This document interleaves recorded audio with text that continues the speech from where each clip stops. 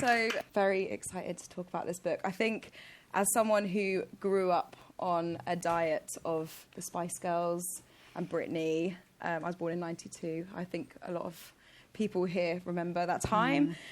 Every chapter reading this book was like, oh my God, I remember those times. And also, wow, the nostalgia bubble is just burst. You kind of ruined my childhood. I'm so sorry. But yeah, it's just an amazing eye-opener. And you referenced so many amazing other writers in this and theorists, but the one that really came to me was the Simone de Beauvoir quote, which says, "One is not born, but rather becomes a woman." And I think what this book is showing us how we became millennial women, right? What were the pop cultural aspects that made us who we are today, for good and bad? Yeah, that was basically the whole project, I think, was just the idea that we construct ourselves as people, especially as girls, and then later as women. We construct our identities, our dreams, our desires, our sense of self so much from the stimuli that surround us. And for girls, obviously, especially in this time that I'm focusing on the book, so much of that was culture and so much of it was shiny and bedazzling and glorious. And with the book, I really did not want to come for anyone's favorites because I loved all this too. But it was much more about, rather than picking on any one thing or indicting any one person or act, it was much more about, like, how can I connect this in a way that makes it make sense for me? Like, what women lived through, what we made of it, and what happened to us in turn. It was much more about putting the pieces together. Was it a big reflection of your own growing up? Were there moments where you thought, oh my God, mind blown? Yeah, definitely. Drop moments. I mean, I think I start the introduction thinking about that moment in 1999 when Britney was on the cover of Rolling Stone with a Teletubby doll in her underwear, age 16, and Gail Porter. Does anyone remember Gail Porter on the cover on the Houses of Parliament naked without her consent, being, obviously horrified by seeing her bottom 50 feet high across London. But I'm realizing now, of course, as an adult, that there was something very meaningful in that, because it wasn't just a naked woman on the side of a building. It was a naked woman on the side of the seat of political power in the UK. And I think what it was telling girls quietly was, you do not belong inside this building, you belong on the outside in a soft focus kind of porn shoot. So there were so few women who were in Parliament at that time. Yeah, I think fewer than 1 in 3 MPs were women at the time. So just all these moments that year. American Beauty, obviously I saw that movie at the time and was like, it's so arty. And the rose petals, and then I watch it now and I'm like, this is a movie about a middle-aged man's sexual crush on his teenage daughter's best friend and how much he hates his wife, who, by the way, is doing her best. Well, I think before we get into the nitty-gritty of it, I would first love to know, what was it that got you writing this book? Because obviously you write for The Atlantic, you've been writing about media and culture for such a long time. You've got a collection of essays on the topic, and you're a Pulitzer Prize finalist. So what was it about this time and this topic that pushed you to write the book? Yeah, I mean, there was a lot of stuff that happened in quick succession. So in 2016, obviously, Hillary Clinton lost the presidential election. I was living in Washington, D.C. at the time, and I remember being convinced that she would become president and being convinced that it would be incredibly meaningful for women to have the most powerful position in the entire world held by a woman, that would kind of break open people's minds in a way that they weren't really prepared for. And then obviously it didn't happen. And I was incredibly wrong about that. And then 2017, obviously Me Too happened, and it became clear that despite all the progress that women had made, lots of them were still really suffering in the workplace. COVID happened and made clear, I think, how unequal still things were at home for lots of women. And then during COVID, I had twins as well in New York, in this very kind of isolating and not very fun experience. But what happened to me during that time was being cut off from family, from work, from everything in this moment when everyone was kind of isolated. You realize how much of your identity is dependent on external forces, so the people you love and the people you talk to, but also the culture you consume. So I'd been thinking about that a lot when I went back to work. And it just felt like there was this period of really interesting revisionism going on with the 90s, and we were just kind of breaking into the 2000s. The New York Times did a documentary about Britney Spears that I think made a lot of people revisit Britney in a more generous maybe way.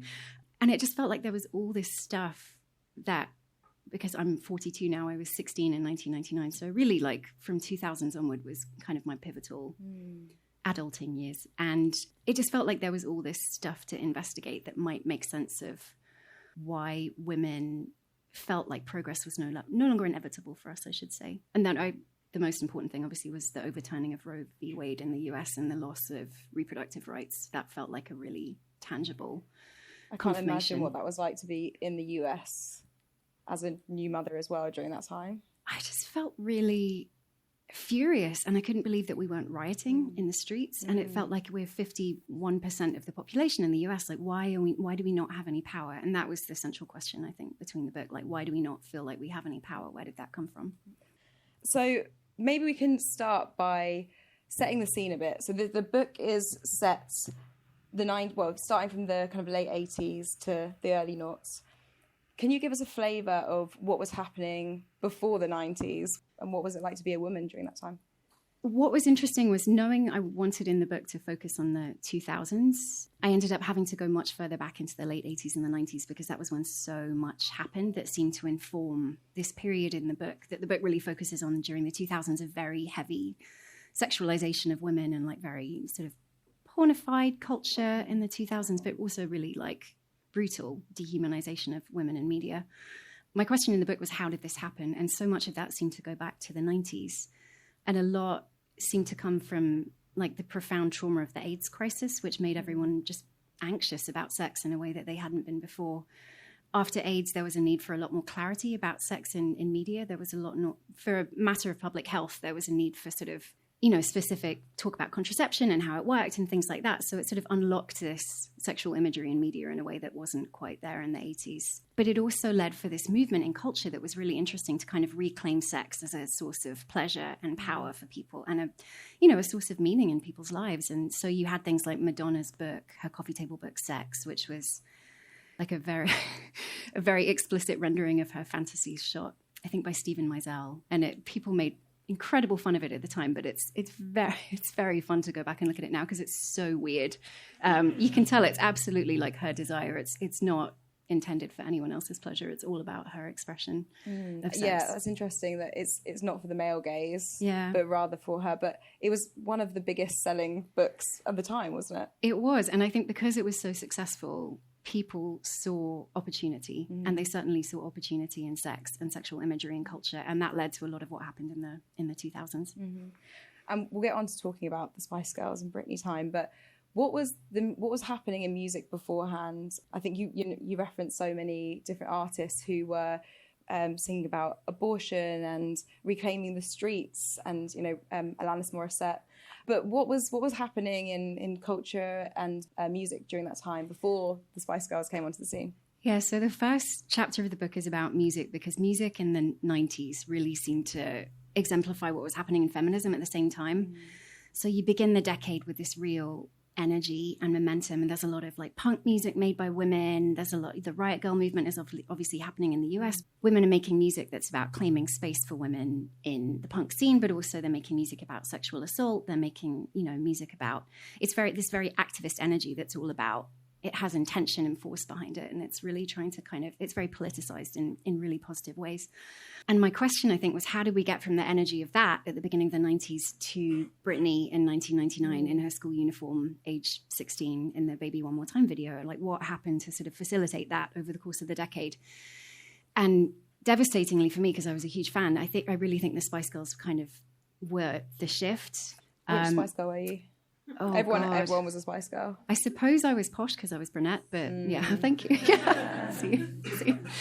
But what happened with the Spice Girls is they were just so successful. And within the first year and a half of being a band, they made $500 million worth of branding and commercial deals. Someone told me on tour they had a Spice Girls toaster when I was touring in the US, but they sold everything. They sold lollipops, they sold sneakers, they sold, like everything. They slapped their name on it and sold it and endorsed it, and it was incredibly profitable. And once people saw how much money could be made by doing that, and especially once people understood what a valuable demographic teenage girls were, because they had babysitting money and they didn't have mortgages, they no longer wanted the angry women of rock. They were less interested. They wanted these pop stars who were shiny and more plasticized and like very glossy and who could be perfect pitch women or pitch girls, I should say, for products. I was really interested to read about where girl power came from. Could you tell us that, because that blew my mind. So girl power was initially a slogan in the Riot Girl movement, and it happened, I think, when two members of Bikini Kill were trying to put two words together that no one would free associate, and the words that they suggested were girl and power. And so by putting them together, there was a real kind of activist slant there. They were thinking like, why don't those words go together? Why do people assume that girls don't have power? Why is that not, why does this not make sense to us? So it was this very like intentional, energetic pairing. And then the Spice Girls came along and they obviously reclaimed, actually Shampoo did it first. Someone wrote to tell me, but that's not the book, but it's true, they did. But the Spice Girls obviously claimed girl power for themselves. And the way that they appropriated it, it was very cheerful and it was very celebratory, and it was much less about changing things for women and much more about celebrating what women had achieved and what they were free to now do. And that happened to just perfectly, for me, exemplify the shift from third wave feminism, which was very much about inclusivity and activism and changing the world, toward post-feminism. Post-feminism was the idea that feminism was over. It wasn't necessary anymore. Women had achieved equality. All they needed to do now was go out and have fun.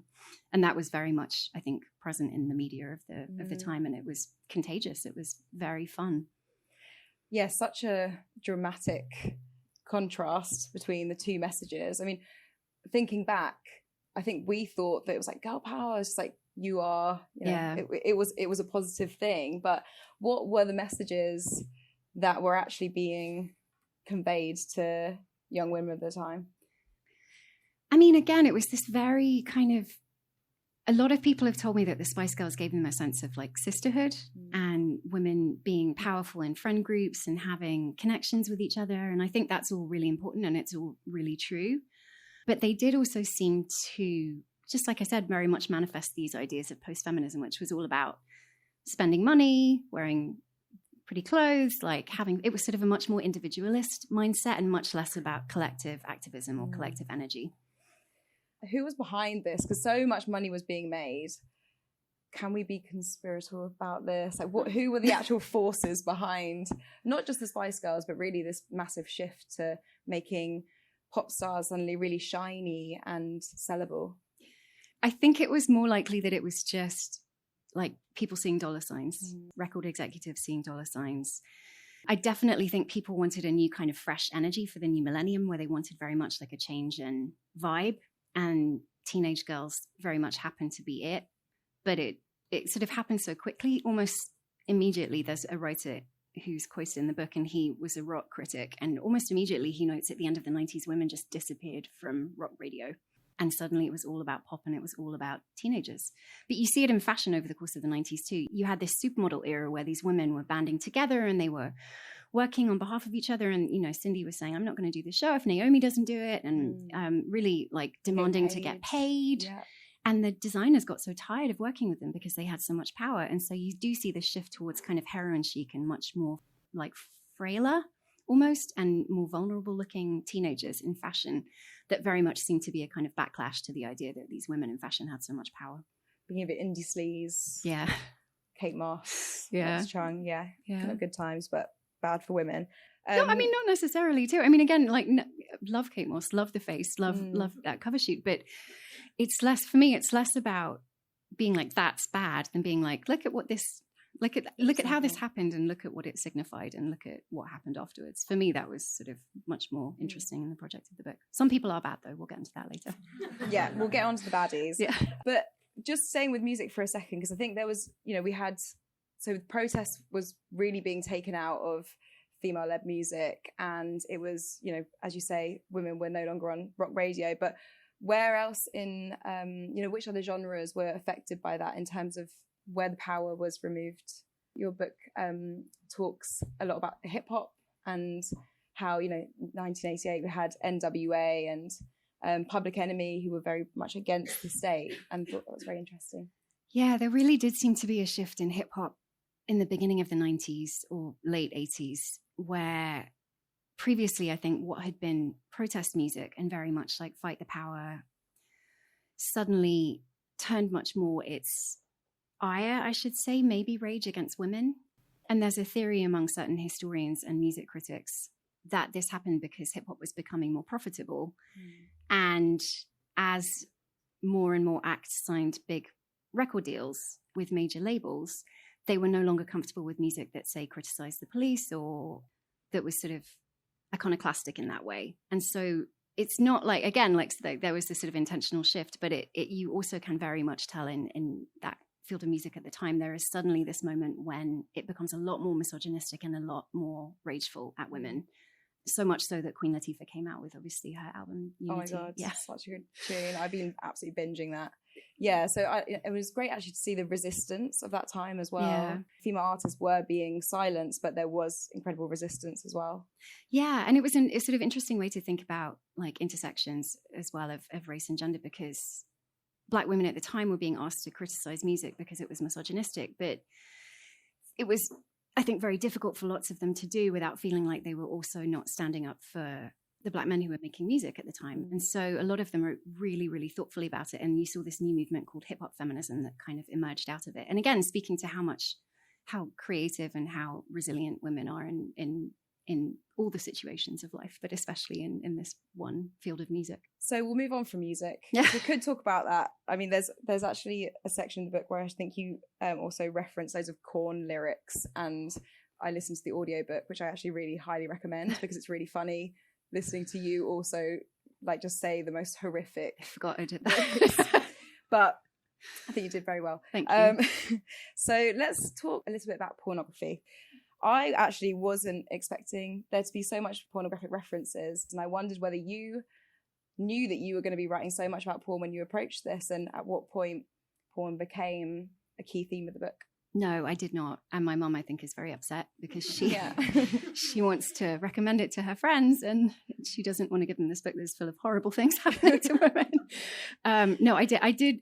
I came up with the title first in the middle of the night, I think, when I was just lying awake fretting. And I thought, oh, that's an interesting title. Like, that gets to lots of dynamics between women and culture. And I didn't initially think that porn would be such a presence in the book. But the more I researched the period, and obviously my question was like, what happened to women during this time, and what happened to the culture to sort of treat women in all these different ways? Porn was just such a massive influence, and it kind of had to become, it really like is in almost every chapter at this point, but it really I had to understand it more to get to grips with the larger subject of culture. And I think it's obvious now, like I feel stupid for not realizing, because it was the early days of the internet. Obviously, whenever there's a new form of technology, people adopt it first of all for sex. That's just what happens. Like when the printing press was developed, people immediately started making like sexy lithographs. I'm sure, like, yeah, can't have nice things. Yeah, there are cave paintings of giant phalluses. Like, no, but I'm being glib, but it is true. And one thing that was interesting was VHS, because one statistic I found, I think it's not in the book, but it really shocked me, was when VHS first came out as a technology, 75% of the tapes being made were pornographic. Really, it revolutionized people's ability to watch sex in the same way that the internet did. Because before that, you had to go to the movie theater. You know, it was kind of embarrassing. There were weird other men around in Macs and stuff. And suddenly, you could watch sex on your own TV at home. And that was obviously like hugely popular. And I think between 1985 and 1995, I think in 1985, there was something like 60 million pornographic VHS rentals in the US. A decade later, it was 700 million. So you can really see like the explosion, and the explosion is the wrong word to use. the huge, everything sounds like surge. Oh my God. There's no way around this. The uptake in people watching porn during that, sort of over the course of the late 80s and early 90s. And then obviously the internet becomes much more of a viable technology for people's homes. And that really changes the way that people watch sex. And of course, like porn becoming so popular, I think I call it at some point, I think like it's the major cultural pastime, I think, for many people now. And that changes popular culture as well. Like, and you can see it in the book in the 2000s, like so much in culture just became, in a very fun way often, but like in fashion, in media, in television, everything just got very sexy. And it was often hard to tell the difference between, say, a Terry Richardson shoot in a magazine or, you know, a porn magazine. And I think that was intentional on his part. But there was this real kind of embrace of porn, starting in fashion. Starting really in the art world first, and then in fashion, and then it kind of eked into music videos as well. Not a lot of people know this. Snoop Dogg, for 2 years in a row in 2001 and 2002, I think, had the top selling hardcore video of the year in the US. He wasn't in it, I should say, but he was like the MC, and he hosted clips, and he like was the hype man and introduced all the stars and stuff. And there was this real blurring. Yeah, there was this real DJ Yella from NWA went to he directed I think more than 300 porn movies after his music career. So there was this real, especially in music, this real embrace of porn among artists. You talk a lot in the book about how maybe it's not that porn is the issue, but just about how violent it became. What spurred it on to become so violent?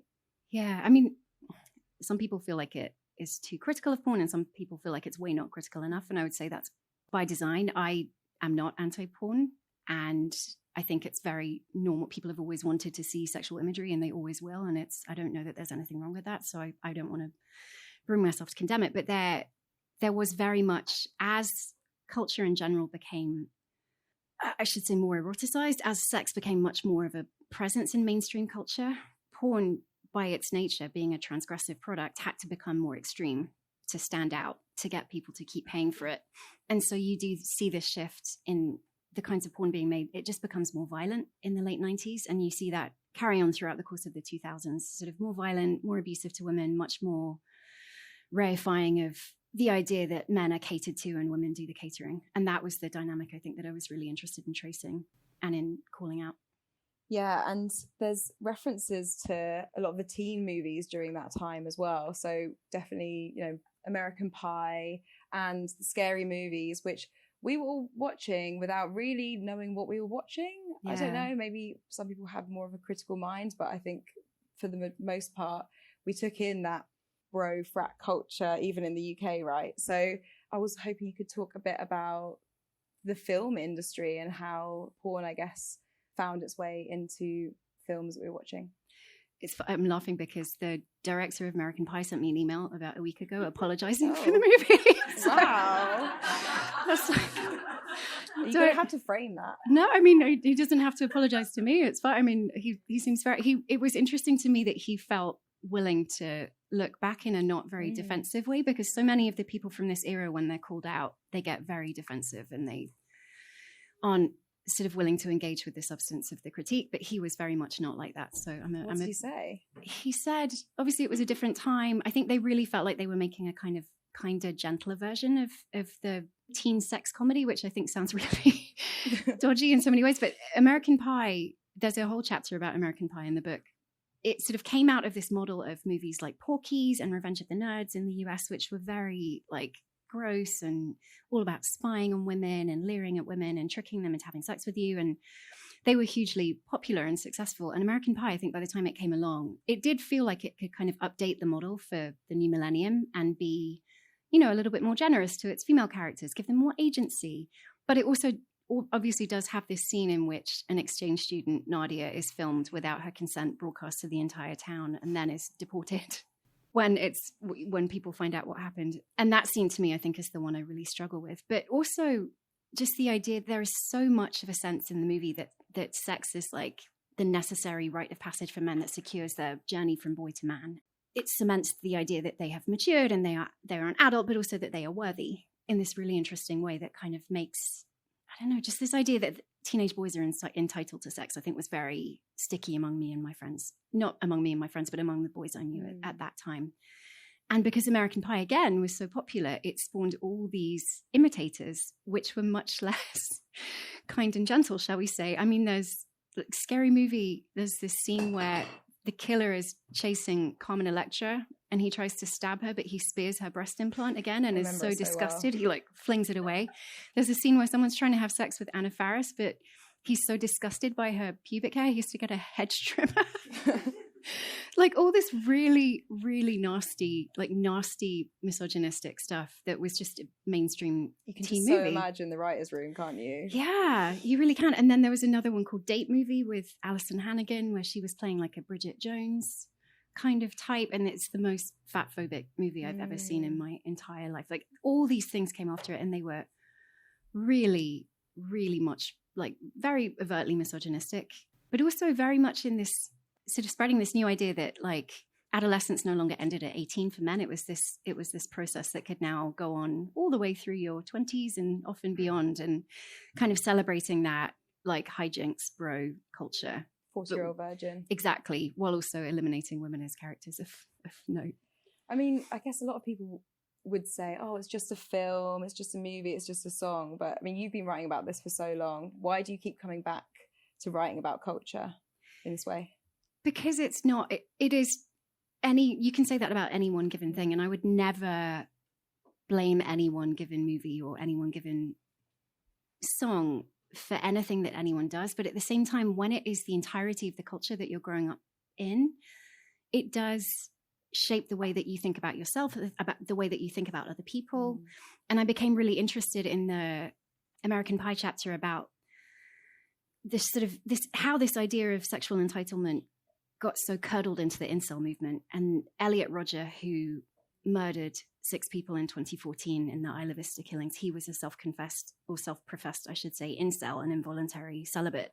And he left this 104-page manifesto that is kind of like a list of movies he's seen. And he talks about this idea that he got from seeing films that life is supposed to be all about fun and sex and pleasure and joy for boys like him. And he feels so resentful that it hasn't panned out that way. And so it did seem like it was necessary for me not to blame these movies for inspiring acts of violence, but to say none of us came through like growing up watching these films without being influenced by them in some way. And the influence, I think, is the most important thing to track. Yeah, and that's important because we're talking about how women were shaped, but actually it's all genders, isn't it? It's, you know, it's had an impact on all of us. And would you say that looking at what's happening in the world now with the Andrew Tates and with, you know, quite a few stabbings and killings over the last couple of years targeting women, like, are you tying any of this to what's happening now? I'm trying not to trace direct lines, but I think you can absolutely see the same feelings of resentment and rage towards women that were often expressed in mainstream pop culture and then became much more resentful and curdled, like I said, on these very niche communities online, and then suddenly have been broadcast into mass culture again through TikTok and Instagram. And people like Andrew Tate can reach billions of people with a message that might once have been confined to like much stranger communities online. So yeah, it's less about sort of this happened and then this happened as a result than seeing just how much it persists throughout all of our culture and keeps like cropping up in different ways. I wanted to talk a little bit about the celebrity culture, like the gossip celebrity culture, the circle of shame. And I just wondered, you talk about disgust and what that did to kind of separate us from the people that we were looking at. But what was actually happening during that time? There was this real shift, again, at the beginning of the 2000s in terms of celebrity that happened partly because of the internet and partly because of reality television. There was this real shift in terms of what you had to do to be famous. And before that, if someone was famous, it was usually because they had a talent, like they were an actor or they were a singer or they were a comedian or they were a model. You know, there was usually something they were famous for. But what the internet and reality TV did was suddenly it changed the terms of the bargain, and all you really had to do to be famous was be visible. So, you know, you could pose for photographers on the red carpet. There were lots of kind of, I don't know if you remember, like in the 2000s, there were lots of like gossip blog celebrities who weren't really real celebrities, but they always went to the right events and wore dresses, and we all knew who they were. And then there were people who were just willing to expose their lives on television, like open up their homes to the cameras, open up their relationships. There was this sudden shift, and exposure was like the way that you became famous. And what that did, I think, was because these people, particularly women, were now famous for nothing, we were a lot angrier at them, I think, when they didn't measure up to their end of the deal. So if they went out in public and they didn't look groomed or perfect, I think a lot of magazines and bloggers felt free to kind of draw the circle of shame and point out their cellulite or their bad outfits, or, you know, how bad their extensions were, or in the case of Amy Winehouse, like this really ugly dissection of the way that she looked and of her like clear substance abuse issues. And it just got very cruel and very dehumanizing very quickly. And especially online, there was this real element of disgust, I think, that was being leveled at famous women and their bodies, and the idea that they weren't doing celebrity right. They weren't like looking perfect and going out and doing absolutely what they were supposed to do to be famous. You pulled this quote out, which I think was actually from Naomi Wolf, where she talks about the power of what women really want is so forceful, so potentially iconoclastic, she argues, that the only way to control it is to distract us with self-loathing and the lifelong project of disciplined self-maintenance. And this idea that, you know, by trying to force us to think that the only thing we have is beauty and to make us so much smaller will impact how we live our lives. And I guess, like, off the back of that, what do you think that was actually doing to women's role in power, or like whether they thought that power was something they could have, and collective action as well? Yeah, that quote was so revelatory to me, because it really does seem to capture the essence of everything, which is like, for most of my adult life, I've been consuming media that tells me all the ways in which I myself am not measuring up to this impossible standards of being women. Like, and you grow up thinking, I remember I was 13 when someone told me I had cellulite. you just kind of, it becomes this thing like, oh my God, it's something I have to get rid of, which A, is impossible, and B, like, who cares? But all these things that you become obsessed with. And I remember as a teenager so much just like hating different things about myself because some magazine had told me I needed to fix them. And obviously the fixing is always part of buying something, right? Like, you're being encouraged to buy. There's a John Berger quote in the book where he says something about how that advertising steals a woman's love for herself as she is, and then sells her the product to buy the love back. I feel that so much at the moment. Yeah. But what it does is, when you're constantly distracted by this self-loathing, and how that obviously manifests towards resentment towards other women too, because you resent the way that they look or how they dress or how they're, you know, perfect in other ways, you're distracted from the process of imagining all the things you actually really want and need to change. So, like, what do you really need in society? What do we need? And in the US, obviously, that's things like paid parental leave, very basic things that actually still have not happened for women. But there's so many things, as Naomi Wolf gets at in that quote, like, there's so many things that our imaginations, I think, would be really unfettered if we weren't constantly focused on this project of self-management. When you start to redirect your gaze outward, you realize how much more there is to do and how much more powerful you could be. Yeah, I was actually at a dinner recently, and with a group of women who were all bold, brave, intelligent women, but still the conversation goes to how they feel about their bodies. And it really struck me, my God, we have been shaped by this, but also, where is this distraction coming from, and why are we being distracted? And if it wasn't during this time where, you know, heroin chic was so in vogue, now it's skincare and Ozempic. And do you think that we've progressed any further, or do you think that we're just in the same cycle? I think we have come a long way. And there was a moment in 2016 when Ashley Graham was on the cover of Sports Illustrated. She's a plus size model, and she, I think, was the second plus size model to be on the cover of Sports Illustrated. And that year they also launched a range of Barbie dolls that had all different kinds of body shapes. And it just felt like body positivity by that point had carved out space for itself in media in this really important way. And they have done studies, and they show that women who are shown body positive content on social media report feeling better about their bodies after being exposed to that kind of marketing, that kind of messaging. So it really is effective. It does work. And then Ozempic happened. And Ozempic, obviously, in so many ways is a really miracle drug for so many people health-wise. But culturally, I think you can already see the ways in which it's bringing back this ultra skinny body type. Looking to pop culture now and the sorts of pop artists that are out there, so I'm thinking like Charlie XCX, Sabrina Carpenter. I wondered, like, what your perspective is now on pop stars. Like, where is the line between them obviously owning their sexuality, or on the flip side, being part of this male gaze sexual fantasy and object? So where is the line? Like, how do we know if it's going in a good way, or if it's, you know, just really reinforcing these old ideas? I think it's so much better. And I think the women, just the fact that the women themselves are running their own creative like they're controlling their creative expression. Like everything Chapel does is what Chapel wants, right? Like, she's very Madonna-like in that way. And she has this like very playful, extremely sexual music, but it's none of it's for men. Like, it's all sex through her way of seeing the world through her lens. And it's so thrilling to me because of that. It's so gratifying to see someone claim space to just be able to do sex any way they want in culture. But not, obviously she's not doing sex, she's doing music. But do you know what I mean? Like, sex is so much a part of her force as an artist, and she's unapologetic about it. And I find that really thrilling. But we have to talk about Sabrina. Savvy. I've been defending Sabrina all book tour because she keeps coming up and people keep asking. And I don't know, I've been saying, like, so much of what she does to me seems to be for women. Like, I think women really love her and they really connect with her, like, fun kind of fembot sexuality. Like, it's very pink, it's so heightened, it's so absurd, and it's fun, and everyone, like, at her shows, people love it.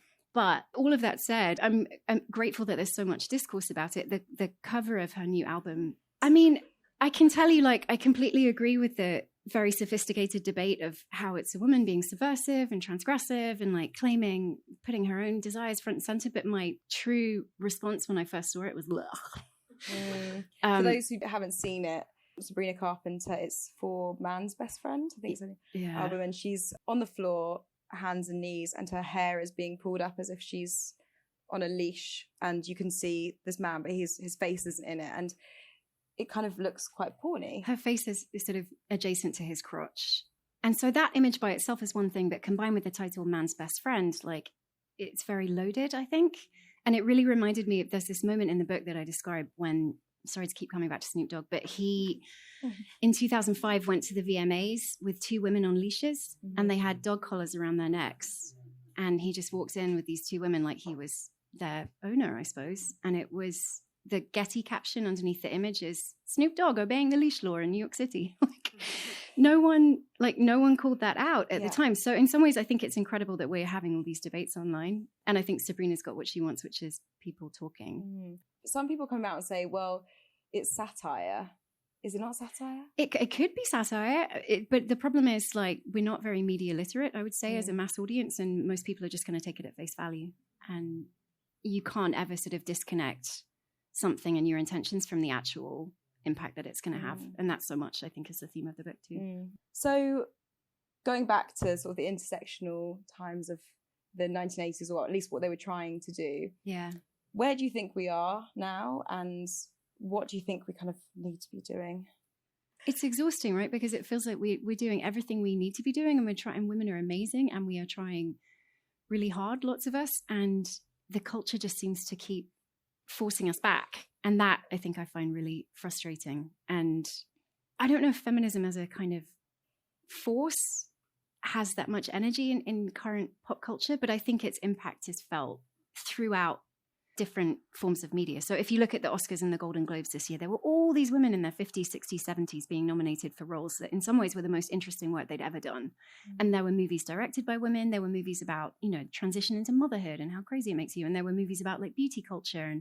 And I cannot express how much in the 2000s these projects did not exist, like that no one was interested in women at all. If there were women in movies in the 2000s, they were fighting because they had weddings on the same day, or they were angry at men because they were going to Las Vegas. Like, it was just very reductive. We were shrews, we were scolds, we were like sexy pinups. That was it.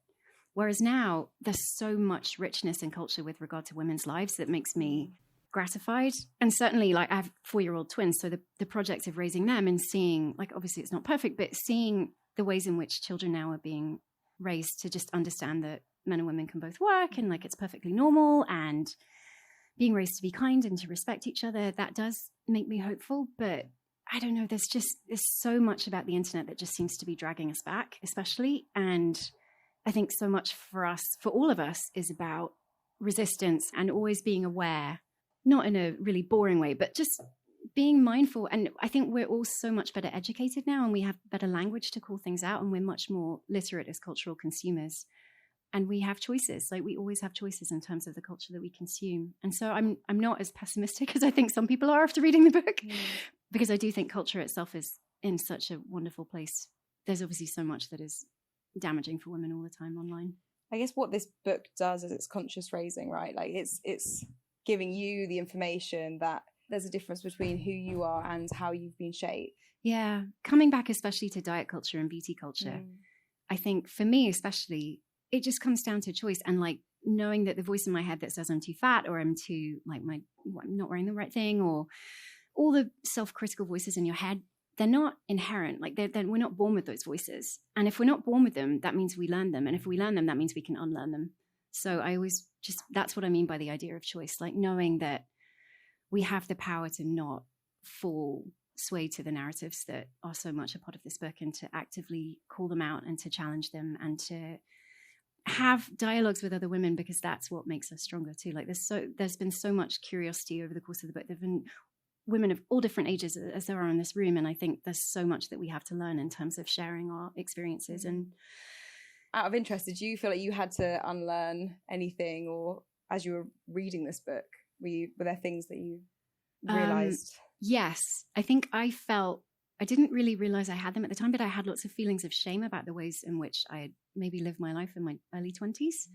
Because I really did. I absorbed all the messaging, and I tried to be the objectivist object I could be, and sort of the relentlessness of it at the time too. Knowing that as a woman at the time, you could not turn on the television or buy a magazine without being bombarded with all this messaging that for women, sex is power and power is sex, and it's the only kind of power that matters for us. It's the only kind we'll ever need to achieve, and it's the major thing that we should all aspire to. Like I really absorbed that, and so understanding the extent to which that was everywhere has sort of made me feel a lot more, I don't know, it's cathartic.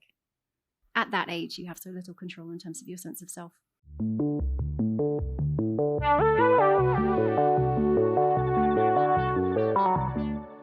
Hi. I was, my first encounter with feminism was probably in the 1970s. Shows you how old I am. It was very clear for me what feminism meant at the time, and I'm completely confused as to what the meaning behind feminism is today, for younger women. Yeah. So I've been at events where people have said, I'm not a feminist. I like men. And I like men too. I'm married to one. He's nice. I have a son. Some of my best friends are men. But for me, feminism is very simple. It's like, do you think that women are equal human beings? And do you want them to have equality under the law? And there are lots of cases in which, especially in the US, there's a real organized movement on the right that seems to be trying to get women out of the workplace and back into the domestic sphere. And it's going to take a huge amount of energy to fight that, because they're just so focused and they have so much power right now.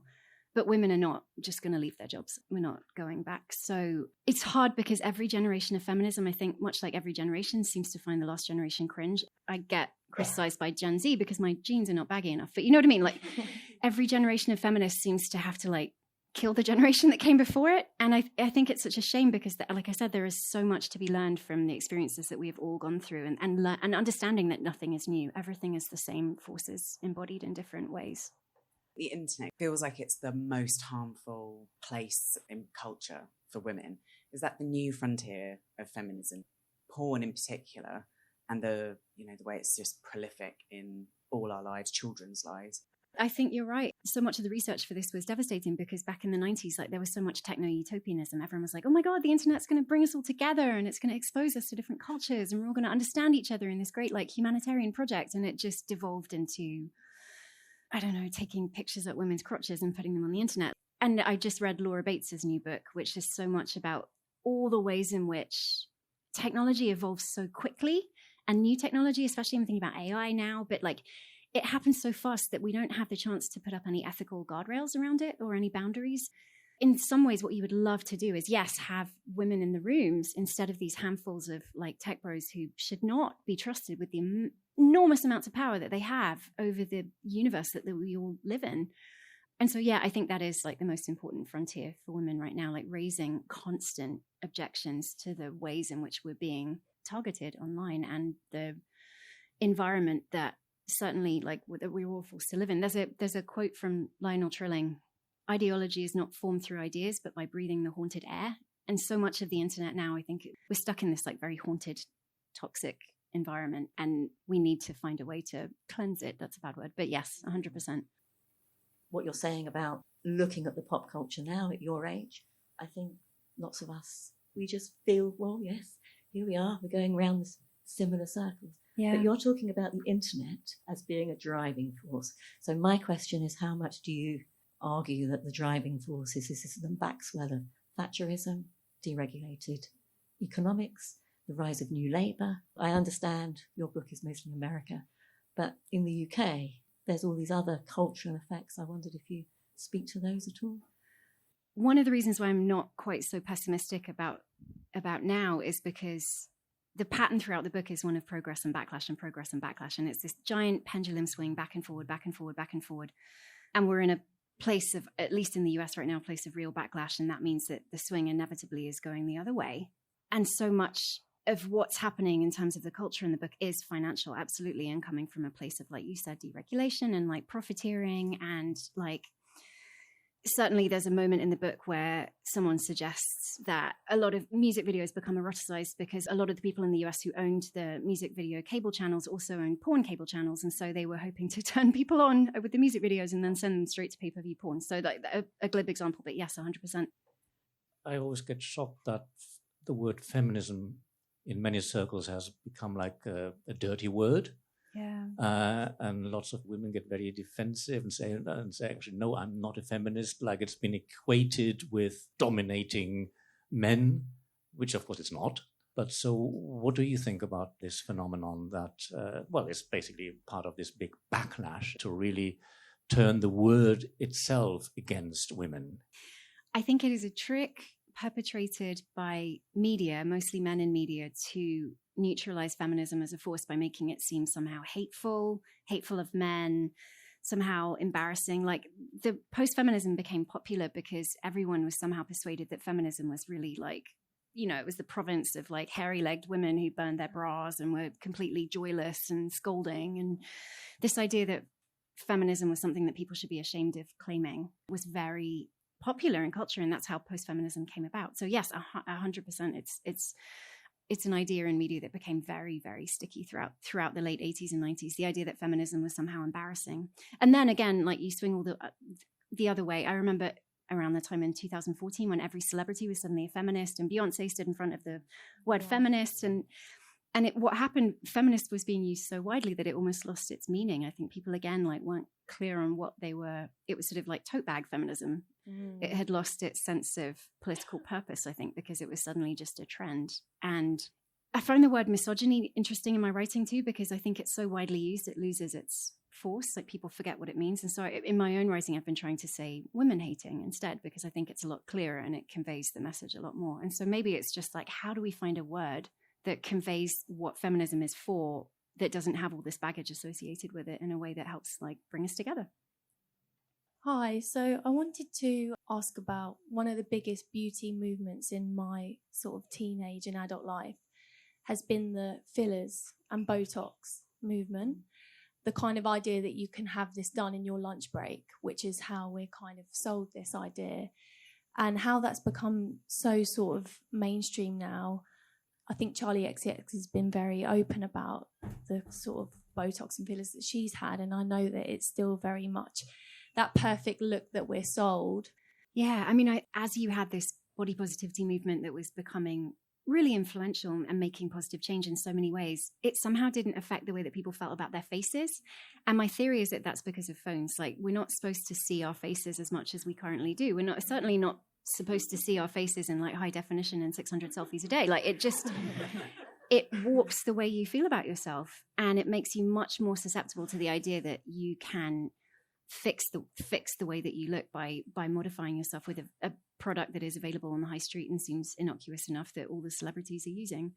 I will say, the more that AI imagery becomes popular online, and I find it so creepy, like I find AI faces so creepy, and you know them immediately when you see them because they're not human. And for me, I can only speak to myself here, but it has made me appreciate divergence in people's faces so much more. Like what once we might have called flaws, like wonky noses or slightly wonky teeth, I find so much more precious now, and because they feel like they're signifying humanity. And so my hope would be that other people would feel that way too, and we'll kind of have this shift towards embracing imperfection in media. But at the same time, again, we're fighting a war against the tyranny of selfies all day, every day. But it's a choice, I think, that everyone has to make for themselves. Like, do they want to be enthralled to this like completely manufactured idea of perfection, or do they want to love themselves as they are? And that is something only individuals can decide.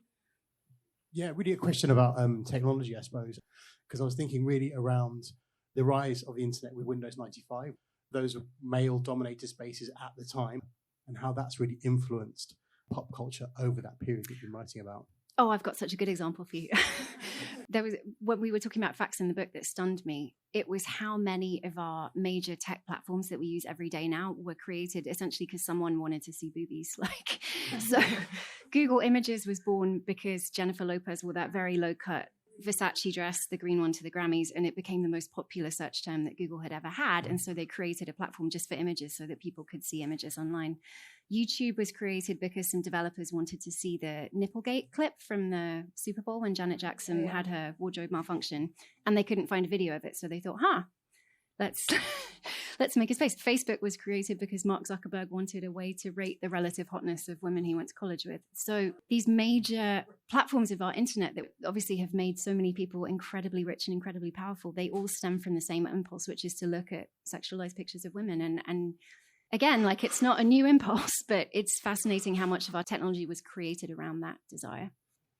So my male partner's reading your book every single morning. Oh my God, love that. I love it. But it's brought up a really interesting topic around porn, especially because he went to an all-boys school. Mm-hmm. So he's getting really invested in what it means and what feminism means and going on a whole journey.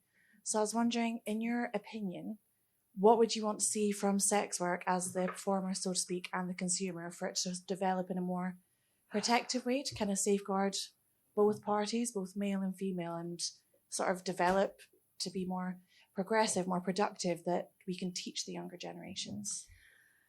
It's such a good question. I mean, you've mentioned Cindy Gallop, who I think is trying really hard to do important work in this space. But I think, first of all, understanding that porn right now does not show sex. It's like, I always compare it to like Tom Cruise running on rooftops in Mission Impossible versus my morning commute. Like, that's how different they are.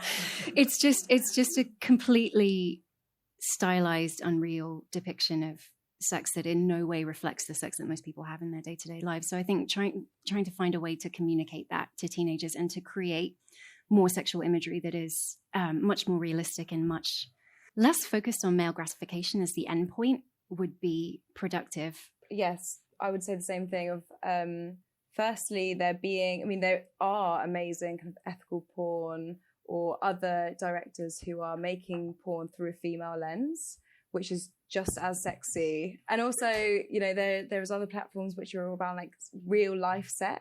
And the thing is here is like teaching the difference between what pornography is and what real life sex is.